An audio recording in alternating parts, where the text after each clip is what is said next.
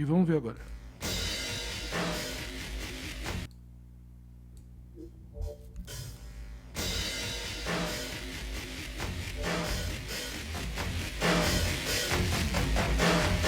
Com som, mas eu não tô ouvindo som.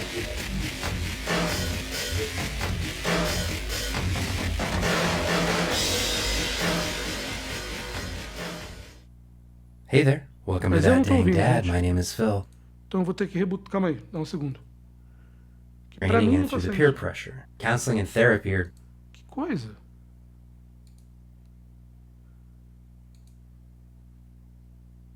totally stig. Bom, então vai sair na caixa de som mesmo. E eu vou sem fone de ouvido. Eu não sei porque meu fone de ouvido não está saindo som. Então vai começar aqui com vocês aqui. Então vamos lá. Lembrando, a legenda que eu coloquei, gente, é a legenda automática do YouTube. Então pode ser que tenha algum problema. Se alguma coisa não funcionar, minha vida. Tá meio robotizado. Deixa eu tentar entender por que está meio robotizado.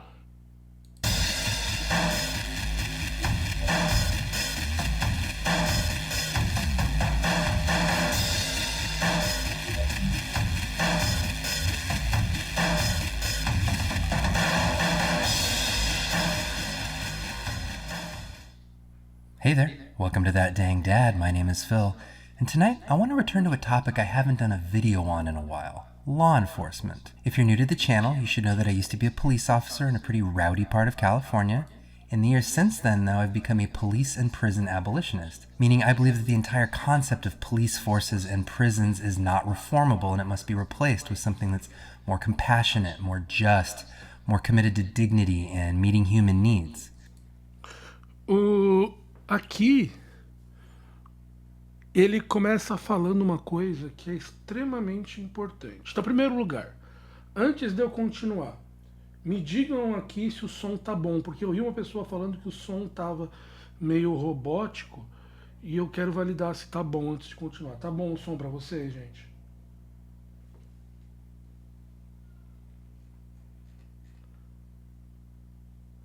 Tá dando retorno. Pá, porra. Então preciso entender porque não está saindo na minha caixa de som.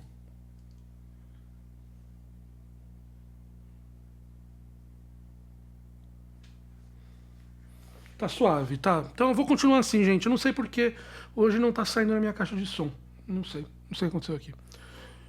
Vamos lá. I'll put a link in the description below if you want to Então, see me do o a que deeper. eu ia falar. Aqui ele faz um comentário que é extremamente importante, que qualquer abolicionista penal, policial, vai dizer. E isso é muito importante a gente entender esse tópico quando a gente fala de abolicionismo. A polícia não é reformável. O sistema prisional não é reformável, tá? Então, aqui ele começa falando sobre isso. Não adianta de falar que é possível construir uma polícia melhor. Tudo que a gente vem aprendendo aí no estudo dos abolicionismos nos últimos anos é que a polícia não é reformável. O sistema de policiamento é falho por definição. E aqui é o que ele começa falando. Então é muito importante se entender isso. Da mesma maneira, pegando uma frase do nosso querido João Carvalho, o tio, que não existe capitalismo bom, que todo capitalismo é ruim por definição, né? Que o pior dos capitalismos, o melhor dos capitalismos é pior do que o pior dos comunismos. A mesma coisa vale aqui. Não existe polícia boa, não existe aprisionamento bom. E aqui nesse vídeo ele vai falar um pouco sobre o tipo de mentalidade que é forçada em relação aos policiais em relação a isso. Então, isso que eu queria discutir com vocês. Então vamos lá. Dive on that topic. Tonight, though, I want to set aside the academic texts and the philosophy and all that nerd shit, and I want to get personal about how my time in law enforcement really fucked my brain up. Tonight we're going to be talking about state violence and some of the nasty stuff that cops see in the line of duty, so if you're not in the mood for blood and guts and man's inhumanity to man, you might want to skip this one tonight. Anyway, there's nothing cops love more than captivating an audience with a war story, so I'll start with one of mine. So there I was, Saturday night, M4 rifle in hand, monitoring the perimeter of a housing complex in the middle of a neighborhood. Our gang unit had been tracking an armed and dangerous gangster wanted for murder, and they'd seen him enter the middle property of a triplex where his family was hiding him. We quietly evacuated the two end properties. We prepared to make a dynamic entry, as they say, you know. E lembrando aqui que o Dang Dad, ele era um policial americano. Então ele é um policial civil. E você vê que ele estava com um rifle militar e as táticas que eles utilizavam eram táticas militares, mesmo sendo um policial civil. O problema não está na militarização. O problema está no modelo de segurança. Por isso que antes eu era a favor do fim da polícia militar e hoje em dia não mais. Eu não vejo. A polícia militar não é o problema. O problema sim está na definição real do que é polícia. Ali que está o problema. This is the police, come out with your hands up, no answer, in go the flashbangs, in go the tear gas.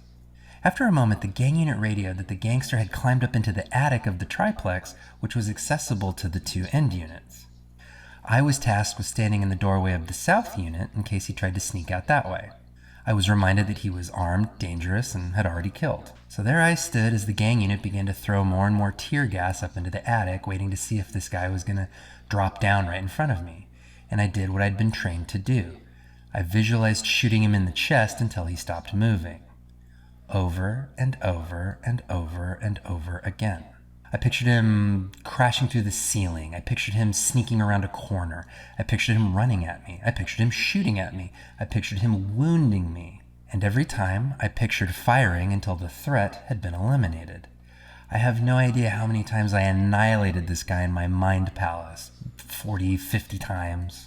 And it's not because I hated this guy or really wanted to score my first kill on the job. It was because I wasn't quite sure I could actually do it. I was taking a page out of Dave Grossman's training, and I was psyching myself up and convincing myself that yes, I could kill someone if I had to.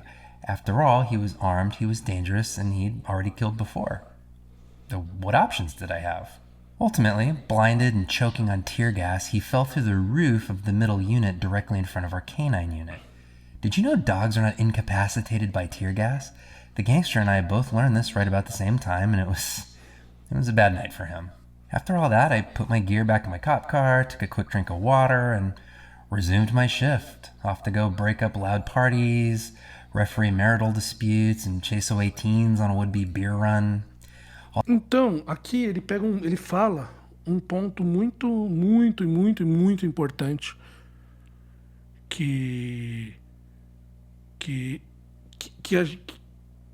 eu comentei isso lá no programa que eu fiz com o Gustavo Gaiofato lá no História Cabeluda, mas aqui ele menciona, o cara estava numa situação de guerra, armado com um rifle, lutando contra um assassino, um cara, numa posição que ele estava lá pronto para poder guerrear, e ao terminar ele tem que colocar e alterar todo esse estresse, todas essas coisas, para poder começar a discutir e cuidar de briga de casal, estacionamento errado,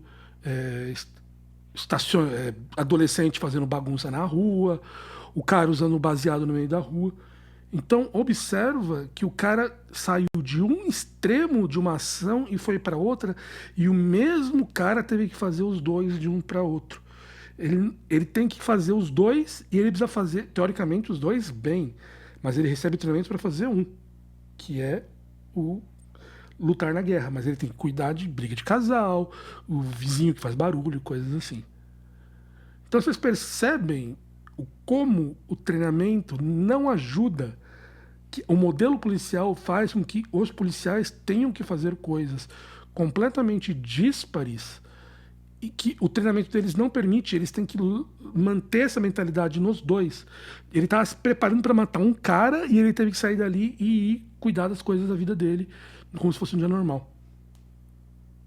All that violent energy I'd been working with, all that visualization of hurting and killing people, gone.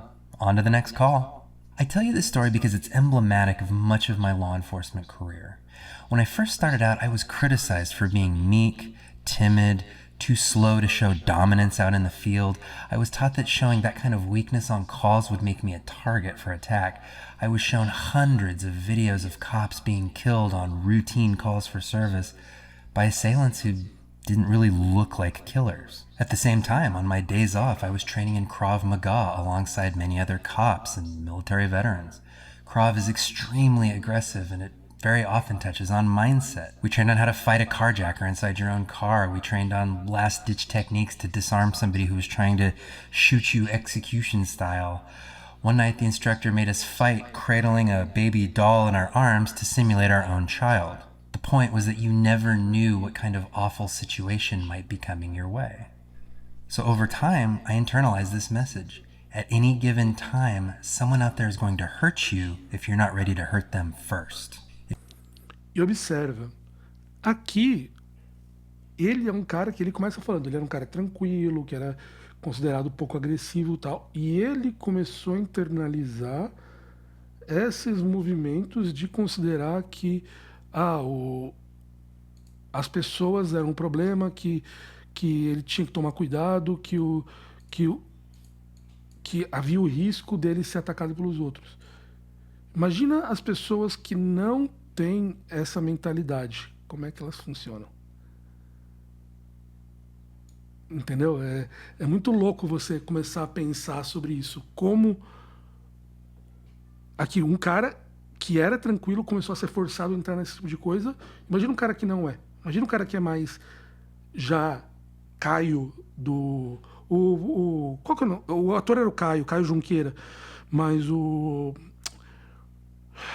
Neto do Tropa de Elite. O cara já era louco por violência. Como é que esse treinamento vai ajudar o cara? E como é que esse cara vai servir?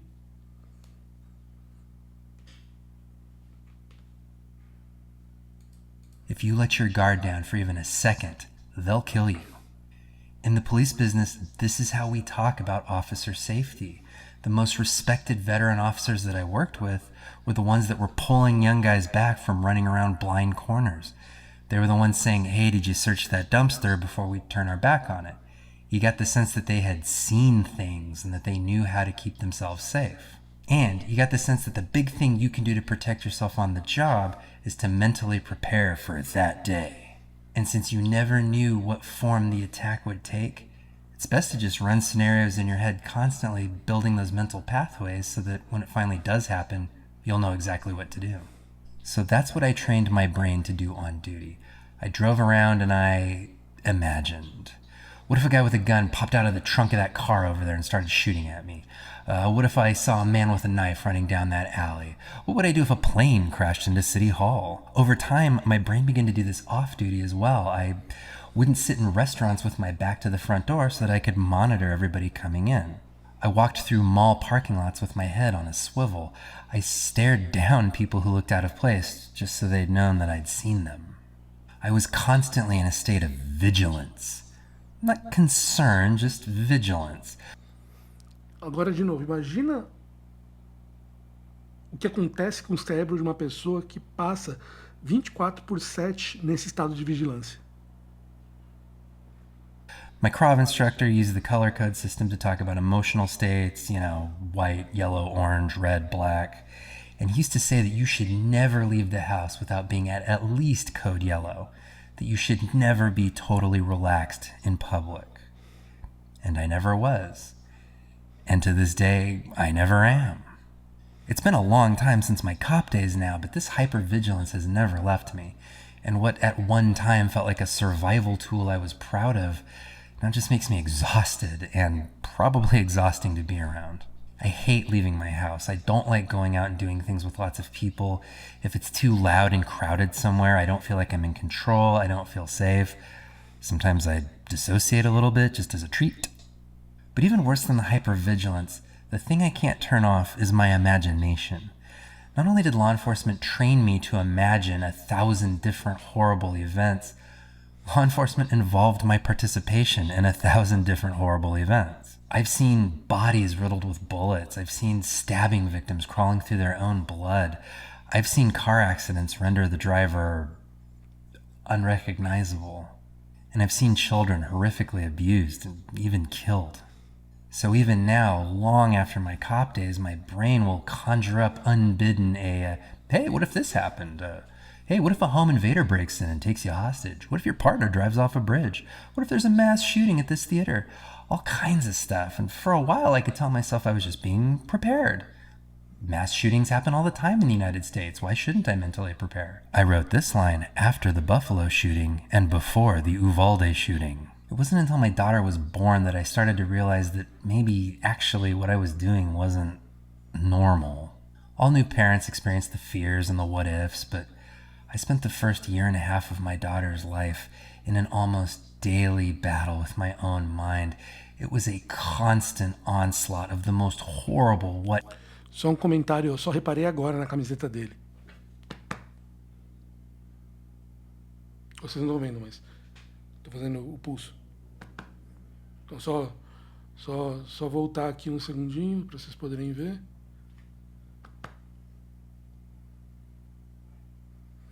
Mas está aqui. What if scenarios you can possibly imagine. So bad I won't even describe them to you. Every night I had to fight my brain to go to sleep. Breathing exercises, meditations, rain sounds, sleep stories, melatonin, CBD, anything that would just shut the projector off. It's a minor miracle I didn't end up abusing alcohol very much during that time because some nights. Abusing alcohol very much. Então, o que ele fala? Ele dá a entender que ele abusou, mas não muito. De novo, qual que é o tipo de... Como é que a gente pode imaginar que uma pessoa que vive isso está preparada para proteger, para olhar para o cidadão como um igual, como uma pessoa que ele está lá para proteger? A nice big glass of scotch was a really easy way to tell my brain to just shut the fuck up. I was looking into therapy at one point, and then COVID hit, and between that and budget stuff, I basically just gave up on that idea for the time being. After some research, I ended up buying a self-guided CBT workbook, not that kind, the other kind, and doing exercises in that for a while, and believe it or not, that actually kind of helped. I don't know if it was just feeling like I had some kind of outlet to work on this stuff, or whether I just got less anxious over time as my daughter stayed healthy and happy, but I'm in a much better place than I was 2 years ago. I'll even give you one of my tricks in case you need it. When I catch my thoughts start to race down a bad path and I realize that I'm rehearsing for tragedy, I'll say to myself, out loud, you don't need to rehearse right now. If this ever happens, you'll know what to do. And if the thought is really atrocious, sometimes I will say to myself, out loud, this is a stupid fucking thing to obsess over. We're going to think about a different topic right now. Something about saying it out loud just makes for a nice thought pattern reboot. I don't know why it works for me, but it does. So why am I telling you all this? Is it to generate sympathy for cops? Absolutely not. ACAB forever. ACAB. Is it to dissuade young people from going into law enforcement? No, but I'll take it. I think the reason that I wanted to talk about this tonight was as a way of explaining why so many cops behave the way that they do, and why they seem to feel a sense of entitlement about being exonerated after, say, shooting an unarmed person, or refusing to run into a school to save children. I am not the only person to have their brain broken by law enforcement, and many of the people to whom that happened are still cops. That hypervigilance, those obsessive thoughts about danger around every corner, that's part of law enforcement culture. It's part of the training, it's part of the mentoring. It's woven into the DNA of how cops operate every day. That's why there's this almost unbridgeable gulf between a normal person who says something like, why did you punch that guy 37 times just for having his hands in his pockets? And the cop who replies, because I didn't know what was in there. It could have been a knife or a gun or a jar of battery acid that he was going to throw in my face. I didn't want to take the chance. I guarantee you, that cop was at a seminar one time where some old head was telling a war story about his partner Bob Sacamano, who actually did get battery acid thrown in his face. There are approximately 900,000 police officers in the United States, and I'm willing to bet that the vast majority of them were trained like I was and have the same mental pathways that I have. That's a lot of unarmed, unaccountable people running around fantasizing about being executed in the streets every day. And yeah, this may inspire some sympathy in you for those cops. I don't think it's a coincidence that cops endure this kind of abusive working mode and then turn to alcohol abuse and even more notoriously, child abuse and intimate partner abuse. Isso é uma coisa que não falam muito, mas a quantidade de abuso causado por policiais a família, a filhos, tal, a crianças é muito grande. E, de novo, como a gente até falou lá no, no História Cabeluda, se vocês tivessem que me dizer, eu vou te pedir aqui para vocês colocarem aqui no chat. Se você viu o vídeo, sacanagem, não posta, mas se você não viu, se você colocar aqui agora, me escreve aqui no chat, qual que vocês acham que é a maior causa de morte de policiais nos Estados Unidos?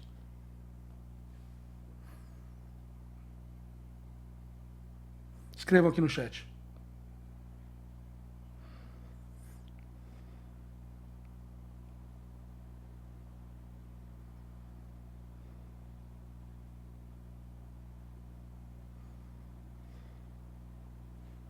Overdose, o Carlos escreveu. Henrique falou velhice, sem chance. Sérgio, ataque cardíaco. Mas Carlos falou álcool. É um bom chute. Mas 10 segundos. Quem quer tentar aí?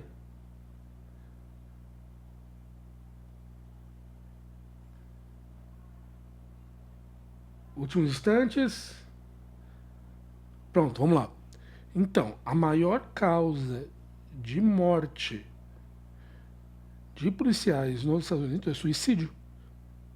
Não é tiroteio, não é doença cardíaca, não é overdose, é suicídio.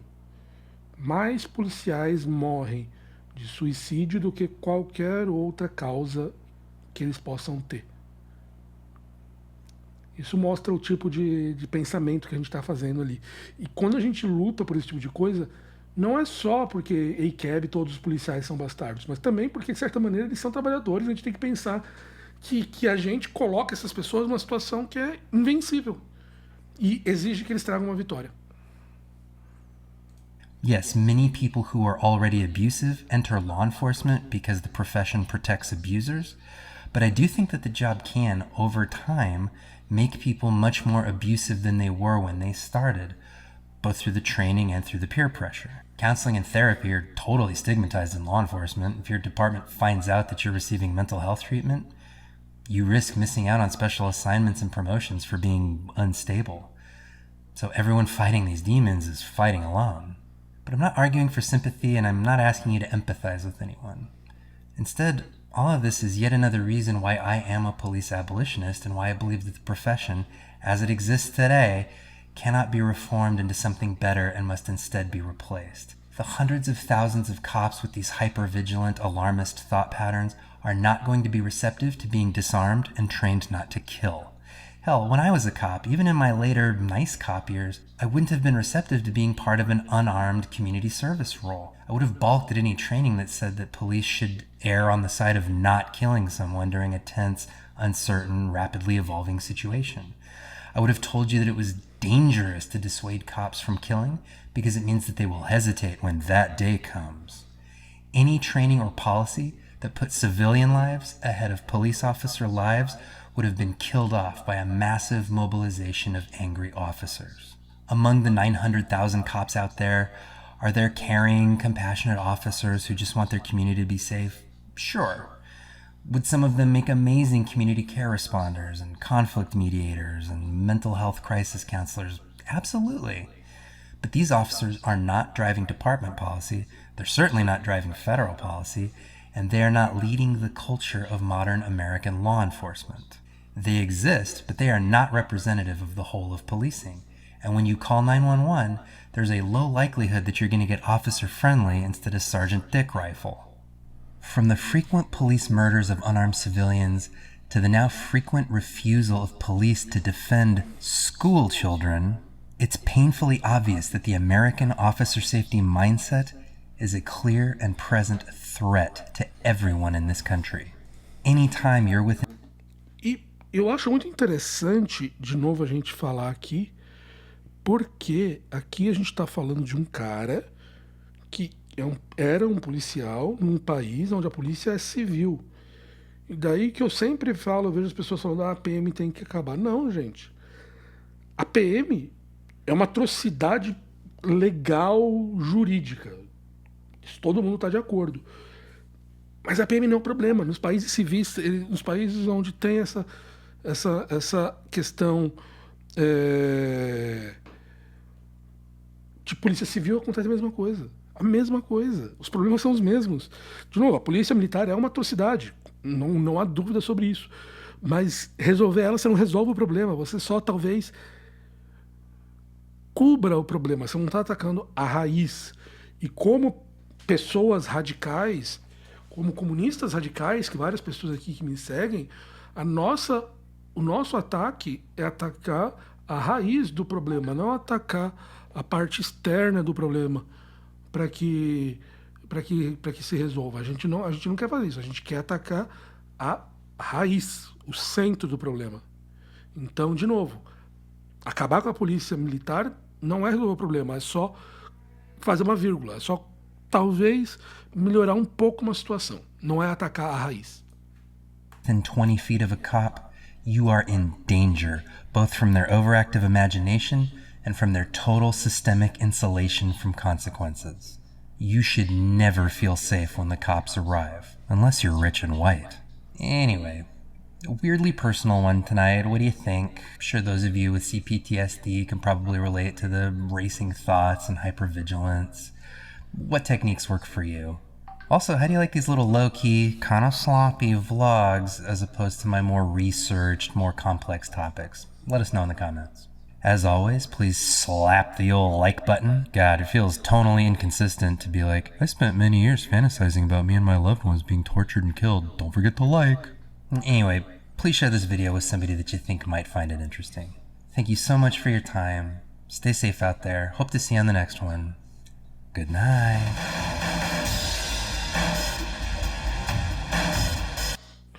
E aí, o que vocês acharam?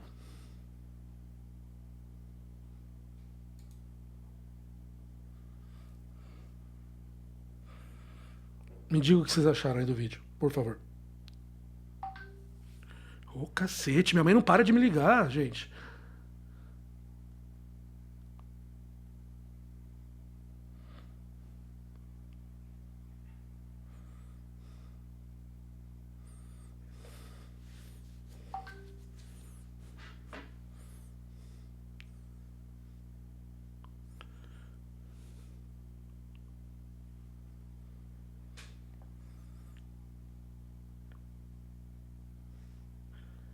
Ah, ela já me ligou.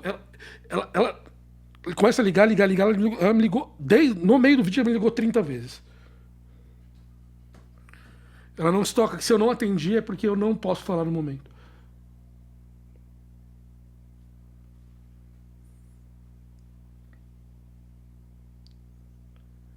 Então, mas isso é um dos detalhes, assim, né? Como a corporação trata a saúde do,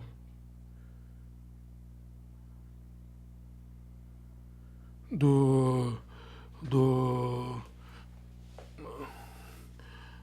do policial, como essas pessoas vão ajudar a gente. Putz, é um, é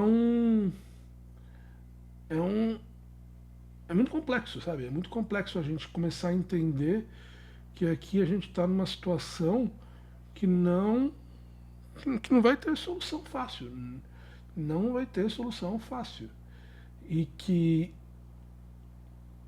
infelizmente, quando você vê alguém falando, quando você me vê falando, quando você vê o Amos falando, quando você vê o Marco Gomes falando, quando você vê todas as pessoas falando sobre abolicionismo, cara, eu sempre brinco, no meu Twitter o pessoal acha que eu sou maluco. Porque as pessoas não entendem todos esses pontos que vêm por trás, eles não analisam. E o processo mental de a segurança pública é feito pela polícia é tão forte que as pessoas não pensam sobre outras situações, não pensam sobre outras soluções. Isso é extremamente triste. Extremamente triste. Deixa antes de eu continuar aqui, deixa eu me inscrever no canal do Dang Dads, que eu nunca fiz, e dá like no vídeo dele, por favor. Vão lá e deem like no vídeo dele, por favor. E falem que o fisiculturista mandou vocês lá.